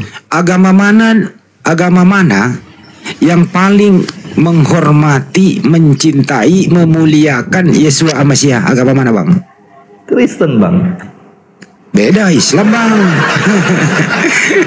Kalau Kristen itu malah menghinakan Bang. Tulisannya itu masih dipercaya. Di sana itu masih mengolok-olok dia percaya. Ya masih ditelanjangin dia percaya. Masih diberi mahkota berduri dia. Ntar dulu Bang, saya selesaiin dulu. Ya masih dipercaya itu. Masih percaya Yesus ditangkap. Masih percaya Yesus minum anggur asam. Masih percaya Yesus dipaku tangannya, diikat, digantung, mati terkutuk di tiang salib. Kalau Anda masih percaya itu, Anda tidak memuliakan dia Bang. Anda menghinakan dia. Gitu Bang. Oke. Ini kata mulia begini bang. Nih saya bacakan ya 1 Yohanes 2 ayat 6. Ini memuliakan yang sesungguhnya. Barang siapa mengatakan bahwa ia ada di dalam dia, ia wajib hidup sama seperti Kristus setelah hidup. Jadi begini, kalau saya memuliakan Bang Handi, itu maksimalnya saya hidup seperti Bang Handi. Cerdasnya seperti Bang Handi, sabarnya, lucunya gitunya, tegasnya. Nggak pelawak. Begitu bang. Ya kan? Jadi kalau saya seperti Bang Handi, blek gitu ya, jadi copy paste-nya, itulah memuliakan yang sesungguhnya, Bang. Bukan saya hormat-hormati, tapi saya tetap berbeda. Hanya mulut mengatakan, Bang Handi, selamat malam, selamat pagi, silakan makan, silakan duduk. Bukan itu, tetapi saya menjadi seperti Bang Handi, itulah yang memuliakan sesungguhnya. Oke, saya kasih satu data sebelum saya kembalikan ya. Iya. Kira-kira kalau kita membaca Galatia 3:13, Pak. Iya. Ya, sebagaimana kasusnya Yesus Masih di tiang salib, ini memuliakan Yesus atau mengutuk Yesus, Bang? Jujur, Pak Suki, jujur. Jujur. Ya. Jadi perbuatannya itu mengutuk Yesus, Bang. Itu memuliakan apa mengutuk, Bang? Iya, perbuatan itu mengutuk Yesus, Bang. Berarti nggak ada memuliakan, Bang, ada mengutuk namanya. Begini, Masya Allah. Perbuatannya mereka itu adalah mengutuk, ya, perbuatan mengutuk. Bahkan mereka pun terkutuk jadinya. Karena apa? Yang mereka lakukan itu perbuatan mengutuk itu kepada orang yang tidak bersalah. Apapun alasannya, Bang, yang namanya mengutuk anak orang di tiang salib seperti itu nggak memuliakan, mengutuk, Bang. Waduh, dimintai bertanggung jawab malah nanti itu. Iya benar, Bang. Maksudnya kan itu orang Yahudi, Bang, bukan orang Kristen. Orang Yahudi Paulus, Bang. telah melakukan Paulus yang nulis, perbuatan Bang. jahat itu, Bang. Paulus Bukan yang orang nulis. Kristen, ya. Saya bacain ya, Bang. Kristus telah mati. Sorry. Galatia, Kristus ya. telah menebus kita dari kutuk hukum Taurat dengan menjadi kutuk karena kita. Sebab ada tertulis, terkutuklah orang yang digantung di tiang salib. Ini ngeri kali ini, Bang, mengutuk anak orang loh ini. Sumpah serapa itu loh, Bang. Iya, itu nggak salah, Bang. Jadi ini orang-orang Yahudi, ya, orang-orang Yahudi, ya. Makanya Yesus mengatakan, jika engkau tidak percaya kepada aku, engkau akan mati atas dosamu. Karena selama perjalanan hidupnya Yesus berhadapan dengan orang Yahudi yang jahat. Kejahatan ini yang membuat orang itu masuk neraka, Bang. Makanya dia bilang, kalau kamu tidak percaya aku, kamu masuk neraka. Karena jahat. Itu sama seperti yang Yesus katakan, kalau kau panggil aku Tuhan, kamu nggak masuk surga kalau tidak melakukan kehendak Bapa. Kamu pembuat kejahatan. Jadi gini, Karen itu, Bang Andi, itu berarti si Karen itu Pak Suki lagi. Kesimpulan dari saya sebelum balikin adalah bahwa Paulus lah yang menjadi biang, ya, menjadi sumber mengutuk dan menghidupkan anak orang menjadi Tuhan. Sekali lagi, tulisan Paulus lah ini yang mengutuk Yesus, kemudian dia hidupkan kembali menjadi Tuhan. Itu kesimpulan saya. Umat Islam sangat tidak percaya yang demikian. Kami memuliakan dia orang soleh, dia orang mulia, diselamatkan dari yang mengutus dia. Alhamdulillah, umat Islam selalu memuliakan Nabi Isa alaihissalam, Yesus Masih atau Isa. Sekian, saya kembalikan ke moderator. Siap, Bang Handi, Masya Allah, jazakallah, luar biasa ya, Muslim yang di bawah. Sebelum saya kembalikan kepada Gurunda, Bang Zuma ya, barangkali sudah monitor, saya sapa dulu, ini ada si Kepas, muridnya Bang Handi. Kepas, selamat malam Kepas. Selamat malam para yang terhormat Gurunda. Masya Allah, tepuk tangan dulu untuk Kepas. Gurunda Zuma, barangkali sudah monitor. Masih ngopi mungkin Gurunda ya. Bang Zuma masih bikin kopi. Ustaz Tata monitor. Cak Tata. Woi. Tata sudah tidur. Jadi begini. Kalau ditanya siapa yang memuliakan Yesus atau Nabi Isa alaihissalam, jawabannya adalah umat Islam. Jawabannya adalah Al-Quran. Pada saat ibundanya Yesus atau Nabi Isa alaihissalam dituduh berzina dan Yesus dituduh anak haram, anak zina, maka Al-Quran membantah itu semua. dibantah oleh Al-Quran. Qala inni Abdullah ataniyal kitaba wa ja'alani nabiyya. Dia, Allah memberikan mukjizat kepada Nabi Isa alaihissalam, membantah tuduhan orang-orang Yahudi pada waktu itu. Tidak, ibuku ini bukan pezina dan aku bukan anak haram. Aku ini hamba Allah. Aku ini Nabi Allah. Dan Allah mewahyukan kepadaku sebuah firman. Seperti itu. Terus kemudian Al-Quran tidak pernah menceritakan bahwa Nabi Isa alaihissalam memerintahkan murid-muridnya, yakni Hawariyun, untuk mencuri keledai. Nggak pernah. Di dalam Al-Quran nggak pernah ada cerita seperti itu. Lalu kemudian di dalam Al-Quran Nabi Isa alaihissalam tidak pernah mengatakan ibunya atau menyebut ibunya dengan sebutan perempuan. Tidak pernah. Nabi Isa alaihissalam di dalam Al-Quran tidak pernah mengutuk pohon ara. Tidak pernah. Nabi Isa alaihissalam yang diceritakan dalam Al-Quran tidak pernah mati tergantung di kayu salib. Tapi dalam Bible Yesus tergantung terkutuk di kayu salib. Itu yang diimani oleh saudara-saudara kita umat Kristen.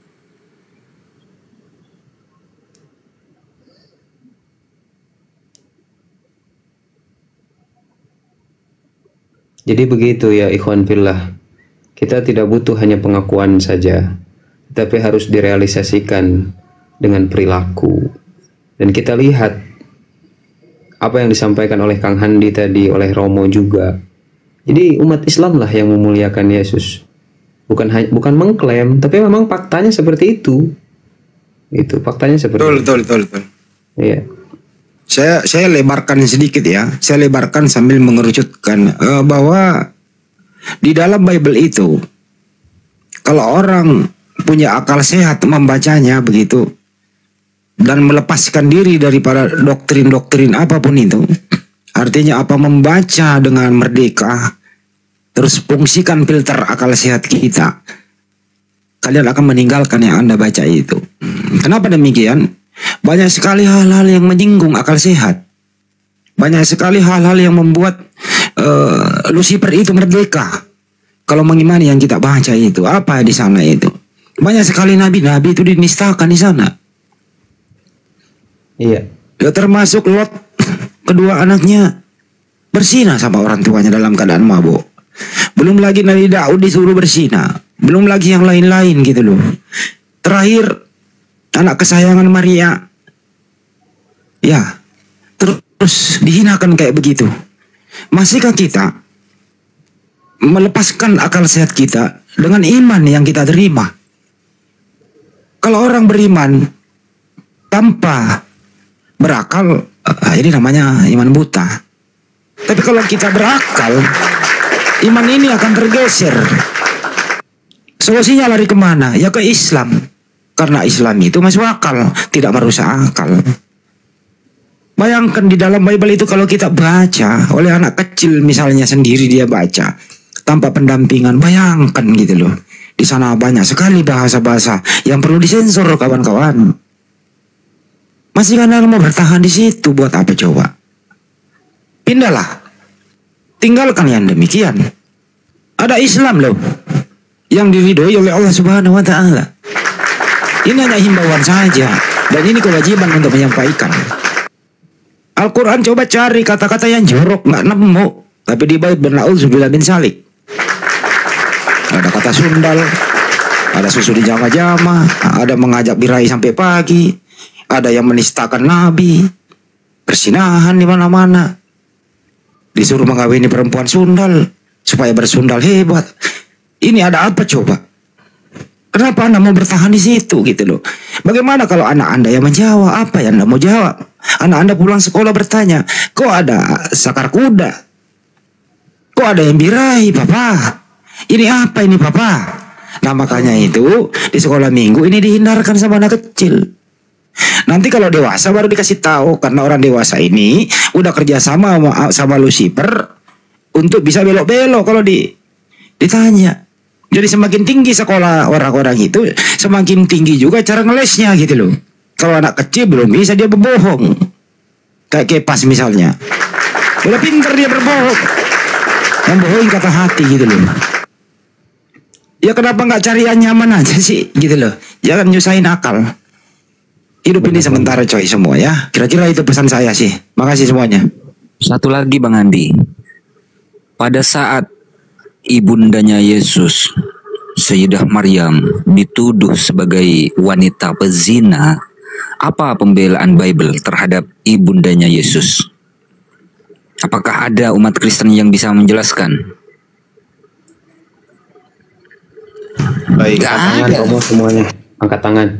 Gak ada pembelaan Bible terhadap ibundanya Yesus, Sayyidah Maryam. Tapi Al-Quran memuliakan beliau, ibundanya Nabi Isa alaihissalam. Bahkan namanya diabadikan menjadi surah, nama surah di dalam Al-Quran, surah Maryam. Itulah bukti bahwa umat Islam memuliakan Nabiullah Isa alaihissalam atau Yesus.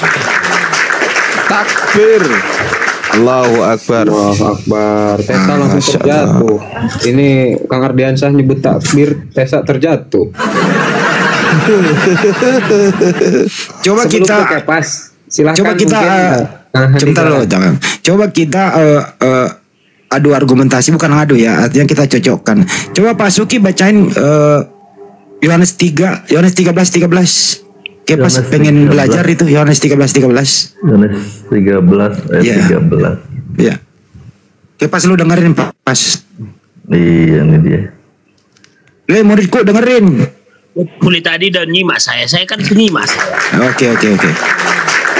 Yohanes 13 ayat 13. Kamu menyebut aku guru dan Tuhan, dan katamu itu tepat, sebab memang akulah guru dan Tuhan. Kepas. Dengar itu, Pas.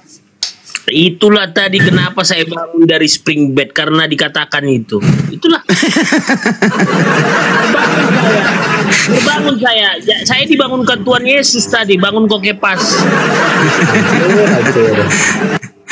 Jadi pelintir bahasanya itu katanya. Tadi dia mengatakan Pak Suki bahwa mengatakan dia tidak memakai Alkitab LAI ya. Ya sah saja, tapi yang dimana saya tetap mengimani apa yang ada di Alkitab saya saat ini. Kau menyebut aku guru dan Tuhan, ya kau sudah menyebutkan aku guru dan Tuhan, itulah aku. Udah jelas. Jadi kita bukan bicara original text lagi terus. Nanti kalau saya dibicarakan original text, saya bilang nanti gugat LAI supaya dirubah itu yang Pas dulu ini data pertama nongol sebelum ada LAI masih Tuhan. Nanti setelah LAI berkuasa dilimpahkan dari Bible Hindia Belanda diserahin ke LAI, baru LAI merubahnya. Tadinya itu Tuhan. Coba aja lo cari Bible yang dulu. Kamu menyebut aku guru dan rabi, kamu menyebut guru dan junjungan. Kan kamu menyebut aku guru dan Tuhan, gitu loh. Kan dia dibilang apa, Maria Magdalena katanya kepada Yesus ketika si Raja Rus sudah meninggal, apabila kau Tuhan datang pada saat itu dia sakit, dia pasti sembuh. Tapi Yesus memang sengaja nggak datang supaya apa? Supaya semua tahu bahwa dia punya kuasa. Dia kembali ke Yudea. Padahal dia sebelum itu dia sudah diusir dari Yudea. Makanya kata-kata murid-muridnya. Kemana-mana dulu. Pak Suki ajarin dulu itu. Yesus itu Tuhan apa Tuhan? Pak Suki ajarin dulu dia. Pak Suki silakan. Iya. Pak Suki, Yesus itu Tuhan apa Tuhan, Pak? Dia sejak lahirnya dia kan tidak berdosa. Sementara semua manusia berdosa, maka dikatakan dia Tuhan di atas semua manusia yang menjadi tuan-tuan penguasa. Itu maksudnya di hadapan Bapa di sorga. Dia Tuhan. Nah, di dalam perjalanan kehidupannya dia taat dan tunduk kepada Bapaknya. Karena dia taat dan tunduk kepada Bapaknya, maka Bapa memberi kuasa. Dan memang melalui anak inilah Bapa itu mengaruniakan anaknya ke dalam dunia ini. untuk memberi contoh bagaimana hidup sebagai manusia yang seutuhnya itu yang berkenan kepada Bapa. Ini loh anak ini. Nah, dia menjadi tuan di atas segalanya, diberikan segala kuasa, ya dia tuan. Kalau dalam pengertian Tuhan pencipta langit dan bumi, ya Bapaknya. Gitu. Paham, Pas? Bapa dan aku satu. Aku di dalam dia, dia di dalam aku. Yohanes Kami 10:30 adalah lagi satu. dipakai Jadi Pak Suki. artinya Bapa itu Yesus, Yesus itu Bapa. Makanya Nah. dikatakan kepada Saya baca ini nih, Kepas. Ayat di Yohanes 17 ya. Ayat 17 ayat 14-nya. Ini kamu perhatiin, dengerin ya. Aku telah memberikan firman-Mu. Nih Yesus mengatakan, aku telah memberikan firman-Mu kepada mereka. Dan dunia membenci mereka karena mereka bukan dari dunia, sama seperti aku bukan dari dunia. Yesus menyamakan dirinya dengan murid-muridnya yang menerima firman Allah. Di Yohanes 12 ayat 50, dengarkan ini. Dan aku tahu bahwa perintahnya itu adalah hidup yang kekal. Jadi apa yang aku katakan, aku menyampaikannya sebagaimana yang difirmankan oleh Bapa kepadaku. Jadi Yesus menerima firman Bapa, lalu dia hidup di dalam kasih Bapa, lalu dia sampaikan tuh firman itu, kasih itu kepada murid-muridnya. Mereka pun menerima, sehingga semua orang yang tidak menerimanya itu membenci Yesus. Demikian juga orang yang mengikuti cara hidup Yesus dibenci juga. Yesus ini manusia. Di dalam Roma 8 ayat 29 mengatakan Yesus jadi abang tertua. Orang percaya jika orang itu hidup sama seperti dia, segambar serupa dirinya, artinya sepikiran, sejiwa, taat melakukan kehendak Bapa. Nah, begitu juga yang dikatakan di dalam Matius 7, bukan orang yang manggil aku tuan-tuan atau guru atau rabi atau apapun panggilannya yang masuk surga, tapi yang melakukan kehendak Bapa. Inilah contohnya aku, kata Yesus, yang telah melakukan kehendak Bapa. Makanya dia bisa mengatakan, akulah jalan, kebenaran dan hidup. Contoh hidupku. Kalau kamu hidup seperti aku, kamu punya jalan dan kamu punya kebenaran, gitu. ya. Makanya kan apa kata Yesus kepada orang kaya itu? Tuhan, aku sudah melakukan 10 perintah Tuhan. Tapi apa kata Yesus? Bagikan semua hartamu kepada orang miskin. Tapi dia nggak mau, makanya dia masuk neraka. Artinya dia meninggalkan Yesus karena dia lebih mencintai dunia daripada Tuhan. Nah, yang dimana yang tadi itu, yang disampaikan Pak Suki tadi itu, bahwa kami tetap menjalankan 10 perintah Tuhan dan tetap mengimani Tuhan Yesus sebagai Tuhan. Yang dimana Tuhan Yesus itu adalah Elohim Yahweh, Yosua HaMashiach. Saudara-saudaraku yang di bawah, bantu tap-tap layar ya biar Kepas ini agak sehat. Aduh, silakan Pak Suki kasih paham. Iya, di Matius 19 itu saya jelaskan begini ya. Ada seorang datang kepada Yesus dan berkata, "Guru, perbuatan baik apakah yang harus kuperbuat untuk memperoleh hidup yang kekal?" Jawab Yesus apa? Apakah sebabnya engkau bertanya kepadaku tentang apa yang baik? Hanya satu yang baik, itu Bapa. Tetapi jikalau engkau ingin masuk ke dalam hidup, turutilah segala perintah Allah. Mana perintahnya? Tanya. Jangan membunuh, jangan berzina, jangan mencuri, jangan mengucapkan saksi dusta, hormatilah ayahmu dan ibumu, dan kasihlah sesama manusia seperti dirimu sendiri. Kata orang muda itu kepadanya, semuanya itu telah kuturuti, apalagi masih yang kurang. Nah, perintahnya itu dilakukan, berarti benar dong, bisa memperoleh hidup yang kekal. Lalu Yesus mengatakan, jika engkau hendak sempurna. Jadi kalau kamu mau sempurna, ikut Yesus. Tapi kalau kamu nggak mau sempurna, hanya memperoleh hidup kekal, boleh lakukan perintah Allah yang seperti tadi diuraikan oleh Yesus itu, Bang. Jadi kalau orang mau sempurna seperti Yesus ajarkan, hendaklah kamu sempurna seperti Bapa di sorga. Sempurna. Matius 5 ayat 48. Harus ikut Yesus. Ikut Yesus itu meneladani hidupnya. Di dalam Matius 5 ayat 20, serigala punya liang, burung punya sarang, anak manusia tidak punya tempat untuk meletakkan kepalanya. Maksudnya apa? Yesus itu melepaskan segala percintaan dunia. Yang seperti tadi orang kaya itu karena hartanya banyak dia nggak mau ikut, dia nggak bisa sempurna. Tapi kalau mau sempurna seperti Yesus, ya kita harus tidak terikat oleh percintaan dunia. Dan semua ini bisa diajarkan kepada semua orang. Jadi semua rangkuman dari perjanjian lama perjanjian baru itu, kasihlah Tuhan Allahmu, kasihlah sesamamu, disitulah semua tertuang. Itu sudah dirangkum, itu tinggal penjabaran aja tadi. Iya, benar penjabaran Bang. aja tadi. Benar Bang. Jadi walaupun Abang punya doktrin berbeda, tapi kalau mengerti tentang kasih, lalu Abang boleh hidup di sana, itu bisa hadir, bisa masuk dalam surga Bang. Nanti di sana baru terbuka doktrin mana yang benar. Yang penting kunci untuk bisa masuk ke sana, passwordnya atau tiketnya itu saling mengasihi Bang.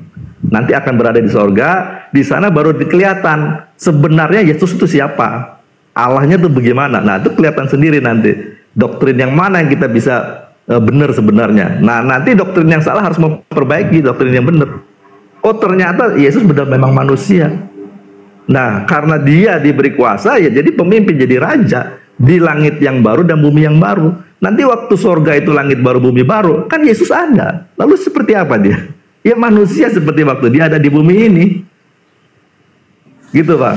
Bukan Bapak itu sendiri, Bapak itu ada di surga yang tetap tidak kelihatan sampai selama-lamanya. Ya itu saya bukan hanya memberitahukan ya, saya salah satu sudah dimatrai masuk surga. Ya, salah satunya orang hukum di dunia. Bentar kepas bentar. Kepas ini makin ngaco. Ini ada Lames, selamat pagi Lames. Ya selamat pagi buat kita semua, shalom. Siap Bang Lames ya. Ustaz Tahta monitor atau Gurunda sudah monitor ini Gurunda Zuma? Ya saya buat pernyataan aja dulu. Iya dek. Sebelum Bang Juma, Pak Suki sama Kepas ya memang benar sih, luar biasa, puji Tuhan, punya iman yang luar biasa. Dan intinya di sini sih bisa kita bedakan di mana intinya surganya itu. Kalau surganya itu seperti perlakuan iblis, masalah seks 72 bidadari, itu sangat tidak mungkin jalan. Wah. Enggak, Lames itu ini intinya. Memang belum ke inilah ajaran ya penyembah Lucifer.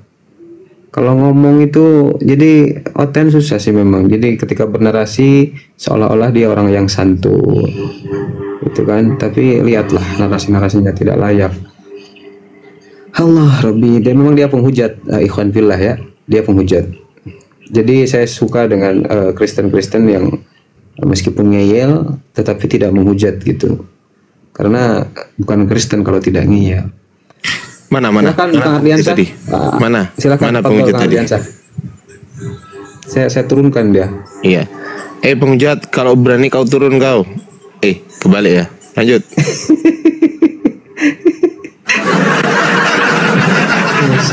Ya, ini mana ini? Kepas, pas. Ya Pak Ardiansyah, silakan. Anda bertanya, Alkitab menjawab. Woi. Ya. Jadi saya bertanya, yang jawab Alkitab gitu. Isi Alkitab dong, nggak buah pikiran saya. Oh gitu. Jadi yang jawab Alkitab bukan Kepas. Apa yang saya baca Alkitab itulah yang saya sampaikan kepada Pak Ardiansyah. Oke, pertanyaan saya sekarang. Pertanyaan saya sekarang. Pertanyaan saya siapa? Siapa itu kan berarti kan orang kan. Siapa yang menyuruh Anda untuk menyembah Yesus? Siapa? Siapa? Siapa? Siapa yang memerintahkan Anda? Siapa yang menyuruh Anda untuk menyembah Yesus? Sejarah sudah jelas menuliskan. Saya nggak tanya itu. Tunggu dulu. Enggak, supaya kita ambil runutannya. Jadi ini kan Yesus ini kan kenapa disebut dia Tuhan? Kenapa kami menyembah dia? Dan murid-muridnya menyebarkan, dan Rasul Paulus ya menyebarkan berita tentang Yesus ya. Karena itu perlu rasul untuk memberitakan Injil, untuk memberitakan kebenaran Tuhan. Jadi siapa yang yang mengajarin kalian menyembah Yesus? Ya, sesuai dengan murid-murid Yesus dan Rasul Paulus dan para gereja. Berarti bukan Yesus yang ngajarin kalian nyembah Yesus. Ya kan, mana ada dibilang memang di Alkitab nggak ada. Nah, sekarang saya tanya, para rasul atau murid-murid Yesus itu mendapat pengajaran dari Yesus atau mendapat pengajaran dari bukan Yesus? Ya itu kan dituliskan itu para muridnya. Saya nggak tanya itu. Yang saya tanya, para rasul-rasul itu atau murid-murid Yesus itu mendapat pengajaran dari Yesus atau dari iblis? Saya tanya. Kok jadi iblis? Ya, ini pertanyaan kok. Kan pertanyaan. Ya, dari Yesus lah. Dari Yesus. Berarti para rasul itu mendapatkan pengajaran dari Yesus untuk menyembah Yesus, betul? Iya. Nah, di mana tertulis para rasul diajari Yesus untuk menyembah Yesus? Di mana? Kan dia bilang dia di dalam aku di dalam dia. Saya nggak tanya itu kok. Saya nggak tanya artinya. Saya tanya di mana para rasul diajarin Yesus untuk menyembah Yesus. Contoh. Ada di Alkitab itu. Ya contoh nih gini. Kipas. Ya Bang Ardi. Itu kipas angin itu dibuka dulu yang sebelah sini bautnya. Oh ya, sini ya Bang Ardi. Ya, itu saya ngajarin nggak? Ngajarin kan? Nah, pertanyaan saya, di mana tertulis Yesus mengajari murid-muridnya untuk menyembah Yesus? Di mana tertulis? Di Alkitab nggak ada ditulis. Tapi dengan nubuat kuasa-kuasanya bahwa dialah Tuhan. Ngarang. Pening kepala saya. Gini Pak Dian, tak perlu disampaikan sembahlah aku. Kan saya nggak tanya sembahlah aku. Saya nggak tanya. Kan gini, Bang Kepas tadi bilang pengajaran dari murid-murid Yesus itu berasal dari Yesus, betul? Iya. Nah, Yesus ngajarin muridnya untuk menyembah Yesus atau enggak? Pertanyaan saya, memerintahkan nggak Yesus untuk menyembah Yesus? Iya iyalah, kan dia bilang aku dalam dia dan dia dalam aku. Saya nggak tanya itu. Yang kata perintah itu gimana sih? Coba kata perintah. Contoh kata perintah itu gini.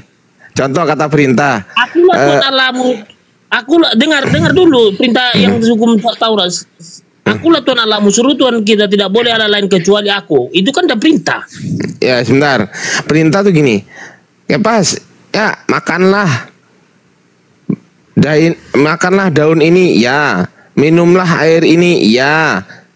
Sembahlah dia, ya. Nah pertanyaan saya, di mana Yesus ayatnya secara eksplisit tanpa ditafsirkan ya? Tanpa ditafsirkan. Nggak boleh Kepas nafsir, nggak boleh Ardiansa nafsir, nggak boleh Bapak Gereja nafsir, nggak boleh. Langsung dari Yesus, di mana ayatnya Yesus memerintahkan murid-muridnya untuk menyembah Yesus. Yang saya cari kata perintah. Gak ada. Kalau itu gak ada. Oke, berarti nggak ada perintah dari Yesus ya? Sepakat? Sepakat, gak ada. Oke. Kepas Mantap. Berarti tidak pernah ada perintah dari Yesus untuk menyembah Yesus. Nah, pertanyaan saya Kepas, lalu siapa yang memerintahkan Anda untuk menyembah Yesus? Saya tanya siapa itu berarti kan nama orang. Coba sebutkan nama orang. Awal mula orang pertama kali yang mengajari Anda untuk menyembah Yesus siapa? Pasti asumsi jawabannya. Pendeta lah. Pendeta itu. Tepuk tangan Kepas jujur. Mantap pendeta. Oke ya, berarti penyembahan terhadap Yesus berasal dari pendeta, bukan dari Yesus. Sepakat?